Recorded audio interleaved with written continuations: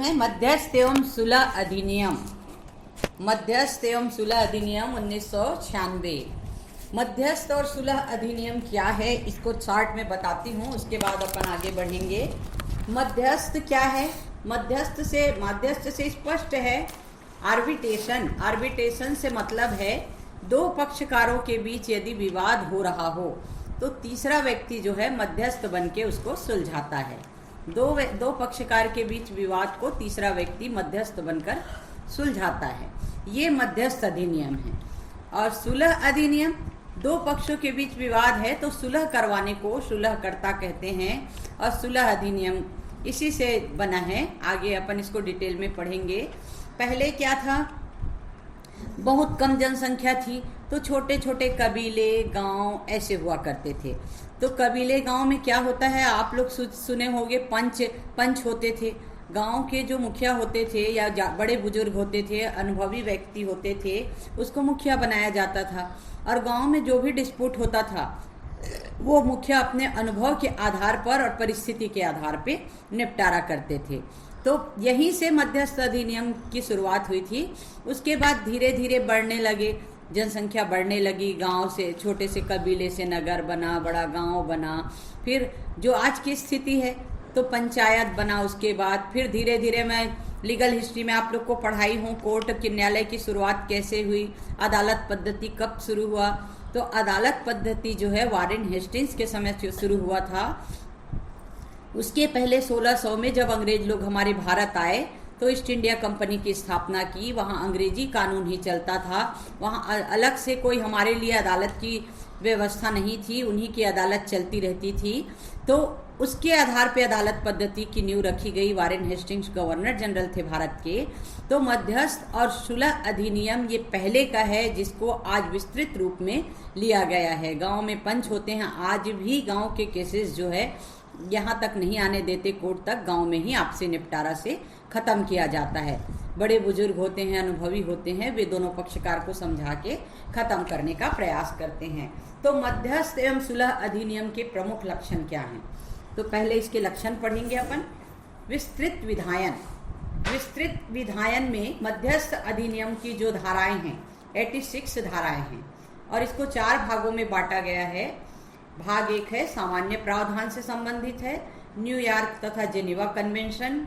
और भाग 2 में है विदेशी पंचायत के प्रवर्तन से। और भाग 3 है सुलह संबंधी प्रावधान। और भाग 4 में है कतिपय पूरक प्रावधान। तो इस अधिनियम का उद्देश्य क्या है? इस अधिनियम का उद्देश्य है अंतर्राष्ट्रीय, राष्ट्रीय, प्रादेशिक विवादों को सुलझाने में माध्यस्थम के प्रयोग को बढ़ावा दिया जाए। ये अधिनियम अंतर्राष्ट्रीय मध्यस्थ प्रावधानों को ध्यान में रखते हुए बनाया गया है। एक उदाहरण देती हूँ।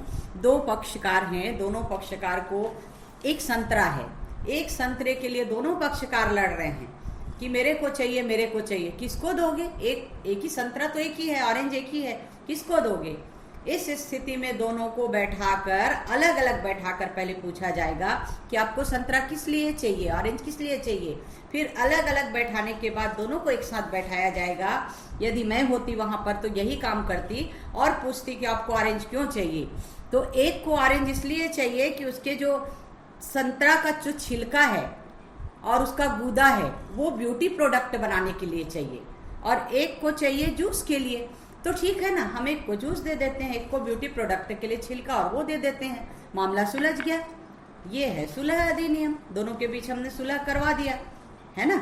एक को जूस दे दिया और एक को ऑरेंज का जो गूदा होता है और छिलका होता है, बहुत सारे ब्यूटी प्रोडक्ट जो है इससे बनते हैं। एक तो रियल केस था, एक लड़की थी, उसके मामा ने उसको पाला था। मामा ने पाला था तो लड़की को डांस का बहुत शौक था, तो डांसिंग के फील्ड में वो आगे बढ़ रही थी। तो एक दिन एक आदमी आके बोलता है कि आपके मामा जो है आपको नाचनी बोल रहे थे करके। तो ये लड़की बहुत ज़्यादा ये हो गई, हर्ट हो गई, बहुत ज़्यादा निराश हो गई।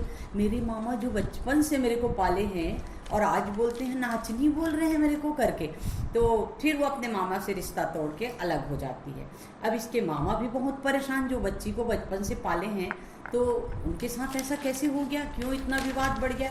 तो इन्होंने आवेदन लगाया मध्यस्थ सुलह अधिनियम के तहत। तो ये आवेदन जब आया तो अलग अलग दोनों से पूछा गया। तो उनके मामा ने भी बताया कि मैंने जिसको बचपन से पाला है, मेरी बेटी से बढ़ के, उसके लिए मैं इतना गंदा शब्द कैसे प्रयोग करूँगा। और उसकी भांजी ने भी फिर बताया अपना कि मेरे साथ ऐसा ऐसा मेरे मामा ने कहा है करके मेरे तक बात पहुंची है, मेरे रिश्तेदारों ने बताया है। फिर दोनों पक्ष को बैठाकर समझाया गया कि आपके मामा ने ऐसा कुछ नहीं कहा है और आपकी भी सोच आप गलत भर दी गई है रिश्तेदारों द्वारा, इसलिए दोनों पक्ष को वापस सुलह कराया गया और दोनों पक्ष मिलकर फिर मामा और भांजी फिर बाप बेटी जैसा रहने लगे।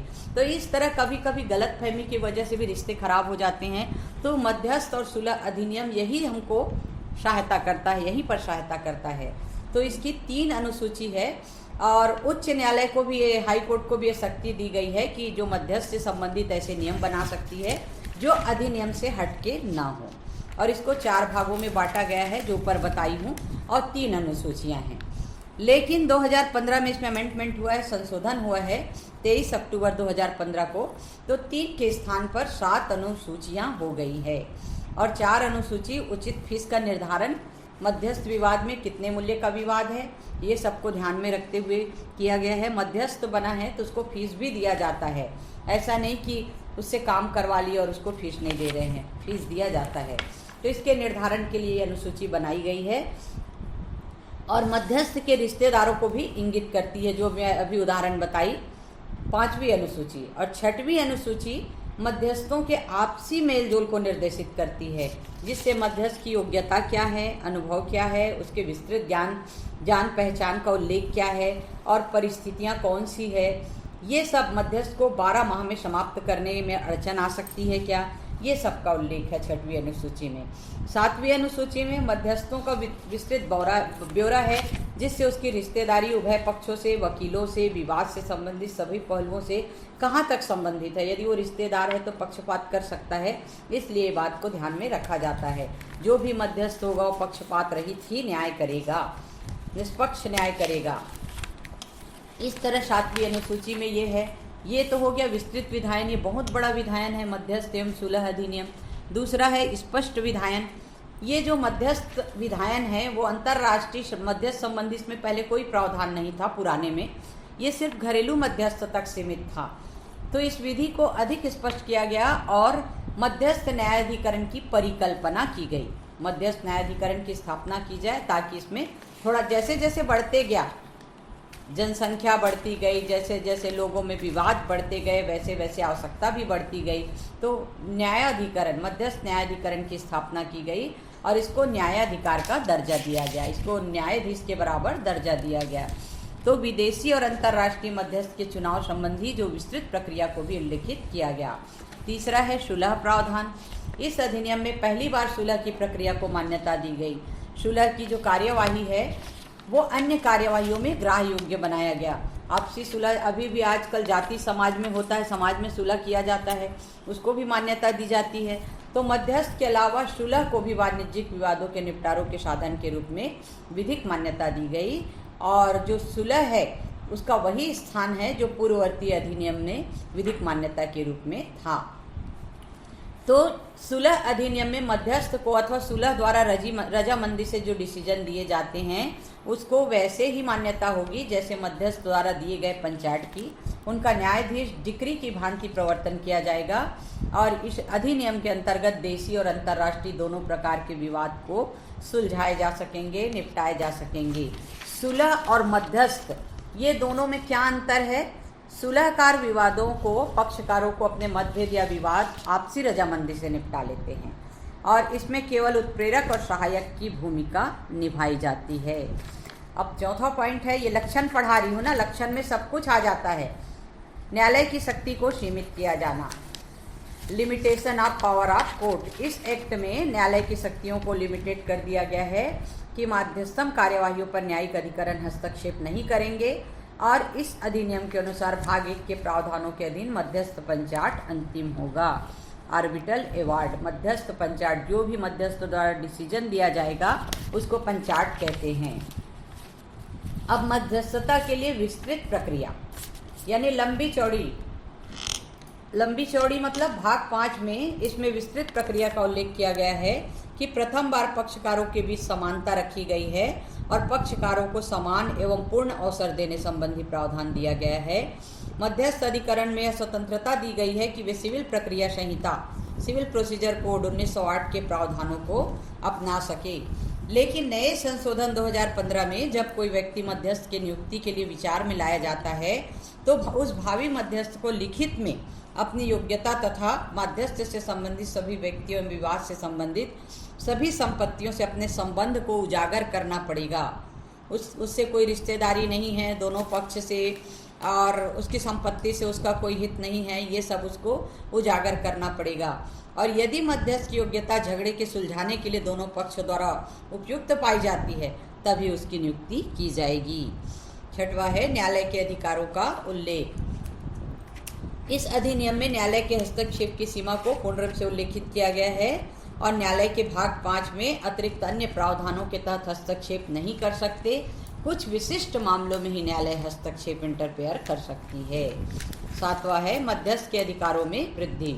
इस अधिनियम के प्रावधानों के द्वारा मध्यस्थ को विस्तृत अधिकार दिए गए हैं और वह अंतरिम आदेश को भी जारी कर सकता है। अंतरिम इसमें बताई थी लीगल हिस्ट्री में, अंतरिम आदेश जब केस पेंडिंग रहता है और तुरंत डिसीजन आवश्यक हो जाता है उस स्थिति में अंतरिम आदेश पारित किया जाता है। और अंतिम आदेश जब कंप्लीट हो जाता है सुनवाई उसके बाद उसको अंतिम आदेश जारी किया जाता है। तो ये अंतरिम आदेश और अंतिम आदेश। तो मध्यस्थ को किसी पक्षकार से उचित कार्यवाही के तहत प्रतिभूति लेने का अधिकार है। अपीली प्रावधान। इस अधिनियम में मध्यस्थ पंचायत के विरुद्ध अपील का कोई प्रावधान नहीं है क्योंकि दोनों पक्ष में सुलह के द्वारा ही हुआ गया, आपसी रजामंदी से हुआ है। इसलिए मध्यस्थों द्वारा जो दिया गया निर्णय है पंचायत है वो पक्षकारों के लिए अंतिम और बाध्यकारी होगा। तो धारा 34 इसमें क्या कहा गया है, पीड़ित पक्षकार पंचायत को पास करने के लिए न्यायालय में आवेदन कर सकता है। पूर्ववर्ती अधिनियम में पंचायत की संपुष्टि न्यायालयीन डिक्री द्वारा हुए बिना प्रवर्तित नहीं कराया जा सकता और इस हेतु पक्षकारों को न्यायालय में आवेदन करना पड़ेगा। इसमें अपील का कोई प्रावधान नहीं है, लेकिन जो पीड़ित पक्षकार है वो पंचायत को पास करने के लिए न्यायालय में आवेदन कर सकता है।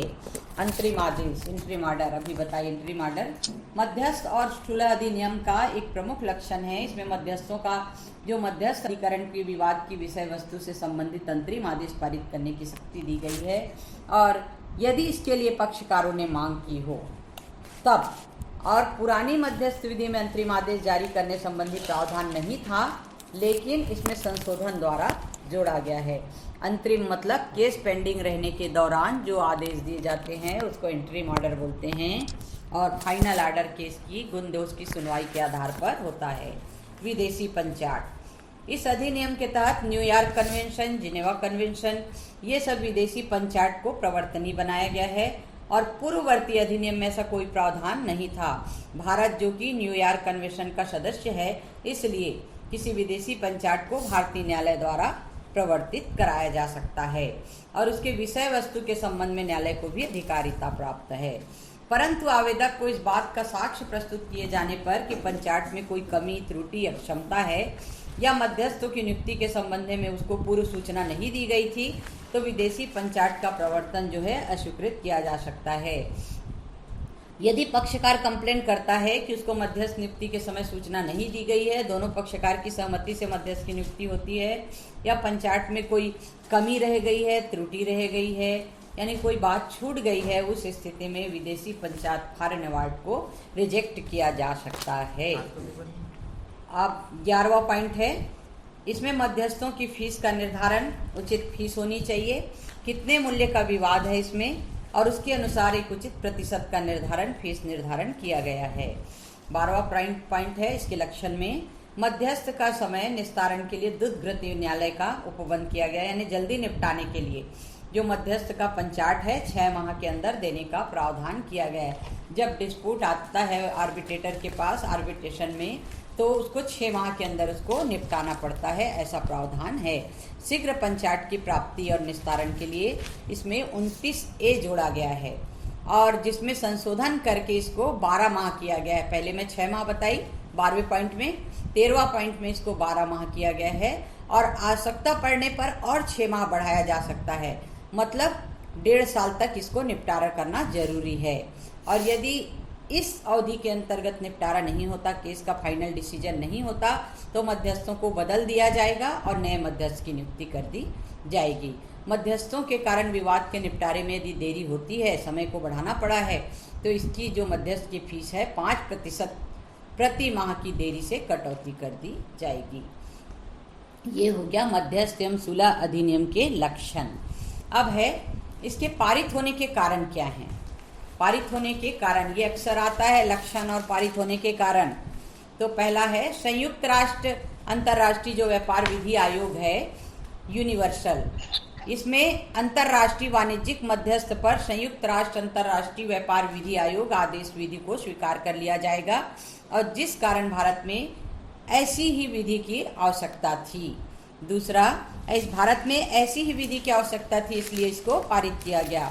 दूसरा है भारत में सुलह संबंधी विधि नियमों की आवश्यकता थी। तीसरा है मध्यस्थ और अंतर्राष्ट्रीय मध्यस्थ और सुलह संबंधी प्रक्रिया को ध्यान में रखते हुए उचित विधि की आवश्यकता थी, जो कि अंतर्राष्ट्रीय मानक स्तर पर निष्पक्ष हो। चौथा है राष्ट्रीय और अंतर्राष्ट्रीय विवादों में विदेशी तथा अन्य मध्यस्थ को नियुक्त करने संबंधी प्रावधानों की आवश्यकता थी। पांचवा है मध्यस्थ अधिनियम 1940 को उन प्रावधानों को समाप्त करना था जो अपनी उपयोगिता खो चुके हैं। जो पुराने कानून थे, परिस्थिति के हिसाब से कानून को बदला जाता है, तो जिनकी उपयोगिता समाप्त हो गई है उनको खत्म कर दिया गया और नए कानून को इसमें संशोधन द्वारा परिस्थितियों के परिवर्तन से जोड़ा गया। छठवा है मध्यस्थ अधिनियम 1940 में न्यायालयों को अत्यधिक नियंत्रण था, इसलिए यह उपयोगी साबित नहीं हो पा रहा था, क्योंकि कोर्ट के पास वर्कलोड ज़्यादा था। अब ये वाला भी देखेंगे तो उसके पास वर्कलोड ज़्यादा रहेगा तो सही न्याय कहाँ मिल पाएगा। इसलिए इसको मध्यस्थ और सुलह नियम के अधिनियम के द्वारा अलग किया गया, तो कोर्ट का जो वर्कलोड है वो भी थोड़ा कम हुआ और पक्षकारों को सही न्याय मिलने लगा और पक्षकारों के लिए उपयोगी साबित हुआ। सातवां है वैश्वीकरण एवं उदारीकरण की औद्योगिक व व्यापारिक नीति के पालन के कारण विदेशी निदेशकों को शीघ्र उपचार प्राप्त प्रदान करने के लिए मध्यस्थ विधि अति आवश्यक मानी गई, जिससे न्यायालयीन हस्तक्षेप न्यूनतम स्तर पर हो। कोर्ट का इंटरफेयर बहुत कम होना चाहिए, टोटल आर्बिट्रेटर पर ही निर्भर करना चाहिए, ऐसा इसमें कहा गया। 8वां पॉइंट है न्यायालयीन हस्तक्षेप किसी झगड़े का समाधान करने में बहुत समय खर्च, एक दूसरे पक्ष में वैमनस्य और हार जाने के बाद दुश्मनी को जन्म देता है, जबकि उत्तम मध्यस्थ जो है बिना झगड़े के समापन और सौहार्द बरादरी भाईचारे को प्रशस्त करता है। मतलब यदि मध्यस्थ और सुलह के द्वारा किया गया तो दुश्मनी नहीं बढ़ती, खर्च कम होते हैं, दोनों पक्षकार में आपसी भाईचारे बंधुत्व की भावना बढ़ती है, क्योंकि दोनों को समझाया जाता है, वो आमने सामने ही रहते हैं। और कोर्ट में कोई दूसरा आवेदन लगा रहा है, कोई दूसरा आवेदन लगा रहा है, अपने आप को कोई कम नहीं समझता है। कोर्ट में वकील लोग भी एक से एक दिमाग देते हैं। इस समय हम भी वकील हैं, हम भी दिमाग देते थे, इसलिए बोल रही हूँ। तो उपरोक्त कारणों से स्पष्ट है कि मध्यस्थ विधि पर एक नए अधिनियम की आवश्यकता थी, तो मध्यस्थ और सुलह अधिनियम 1996 ने इसे पूर्व किया। अब इसका उद्देश्य क्या है? ये तो पारित किए जाने के कारण और उद्देश्य भी कुछ कारणों को दर्शाती है, जैसे भारत में विदेशी पंचायतों को मान्यता देना, देसी भारतीय विधि को अंतर्राष्ट्रीय विधि में शामिल करना, सुलह को विधिक मान्यता देना। ये 3 कारण हैं जो इसको पारित किए जाने की आवश्यकता पर बल देते हैं। इस संबंध में श्यामचरण अग्रवाल वर्सेस भारत संघ का केस है, जो सुप्रीम कोर्ट ने कहा है कि मध्यस्थम का उद्देश्य पक्षकारों के पक्ष सभी विवादों का निपटारा कराना है तथा न्यायालय में वाद लाने से बचाना है। National hydro electric power corporation limited Faridabad Haryana बनाम मेसर्स एशिएशन tech Rani construction joint venture Cochin Kerala, ये सब के बाद में मामले में केस में जहां मध्यस्थ कार्यवाही पुराने अधिनियम के अधीन शुरू की गई थी और पंचायत नए अधिनियम के तहत पारित किया गया, हस्ताक्षरित किया गया, तब उस मध्यस्थ करार में यह उल्लेख किया गया कि यदि कानूनी प्रावधानों में कोई परिवर्तन या बदलाव आता है, वहां कार्यवाही नए प्रावधान के अनुसार होगी, तो ऐसा पंचायत नए प्रावधान के अनुसार ही पारित किया जाएगा। ये हो गया पारित किए जाने के कारण। बस आज की क्लास इतना ही, पहली क्लास है ना। किसी को